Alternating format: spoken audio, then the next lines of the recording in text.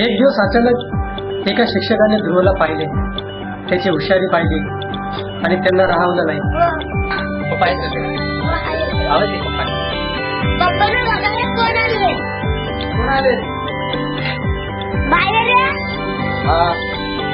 काय झालं? सेपरेट आहे आपण. हो, तुमचा मुलगा दिसला मला शाळेच्या बाहेर बसलेला. तो खूप हुशार आहे, जरा काहीतरी खेळत होता वगैरे छोट्या मुलांसोबत. त्याचं हुशारपणा बघून मला एक बरं वाटलं. शाळेत काय करणार, गरीब माणसं आम्ही, शेतकरी करून आम्ही बॉड करतो, शेतीवाडी करतो. हो बरोबर आहे, शेतीवाडी पण पण शाळेत टाकलं पण पाहिजे. हुशार आहे, काहीतरी करेल पुढे. आपण टाकेमध्ये कपडे पाहिजे पैसे थोडेफार मदत चालेल. आपल्या काही मदत केली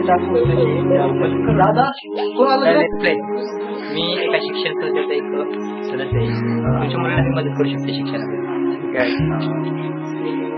चालेल, मग आता परवानगी द्या. असं काय अडचण लेखांची वगैरे मी वार्ता करतो. तुम्हाला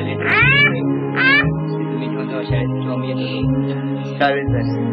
राजकारण नाही लागत ना? नाही, असं काय लागणार नाही. गरीब आहे ते मला कळालं तर मी करतो. काय चालेल, ठीक आहे. पैशाची गरज लागणार नाही. पैशाची गरज चालेल चालेल. असं काय आता मध्ये उद्या बघू. उद्यापासून पाठवतो. हा ठीक आहे. हा चला.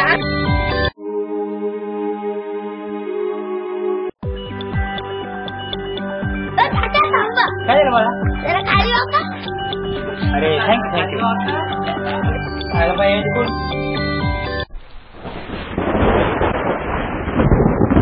आणि ध्रुव शाळेत जाऊ लागला.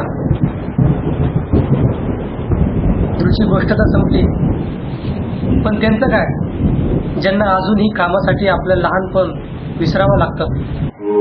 ह्या वयात ज्या हातात पुस्तके खेळणी असायला हवी, त्याच हाताला काम करून भेगा पडलेले दिसतात. या मागचं महत्वाचं कारण आहे ते म्हणजे पालक आणि त्यांचा अज्ञान, अशिक्षितपणा. मुलांना शिकू द्या, त्यांचं बालपण असं हिरावून घेऊ नका. त्यांना शाळेत पाठवा आणि आनंदाने जगू द्या. लहान मुलाकडून कोणी काम करून घेत असेल तर त्यांच्यावर बहिष्कार टाका. स्वतःही शिका आणि मुलांनाही शिकवा. त्याच्या लहानपणासोबत असं खेळून त्यांचं लहानपणाचा हरवू नका.